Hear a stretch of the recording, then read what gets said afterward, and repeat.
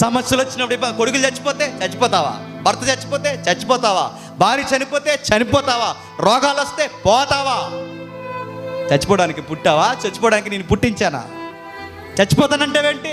పుట్టకపోతే బాగుండంటే లేచి నిలబడి పౌరుషం తెచ్చుకో. నేను చెప్తున్నా, రోసం గల దేవుణ్ణి, లేచి నిలబడారు. యోబుకే కాదు, నీకు నాకు చెప్తున్నాడు. ఏ సమస్యలున్నా, ఏ ఇబ్బందులున్నా చావు పరిష్కారము కాదు. ఏ ఇబ్బందులు వచ్చినాయని మళ్ళీ చెప్తున్నాను, సమస్యల్లో మీ ఆత్మ గౌరవాన్ని తగ్గించకండి. సమస్యకు ఎదురెళ్ళండి అంతే. ఎందుకు చెప్పిన, సమస్యను చూసి పరిగెట్టేవాడు చేతగానోడు, సమస్యకు ఎదురు పరిగెట్టి ఎదురు నిలబడేవాడు చెప్పండి పౌరుషం కలిగినాడు ఆడు దేవుడు బిడ్డ. భయపడకండి. ఏమొచ్చినా మహా అయితే ఏం చేస్తాయండి? చంపేస్తాయి, అంతేగా. ఆ చచ్చేది ఎలాగ చచ్చిపోతాయి ఏదో ఒక రోజు.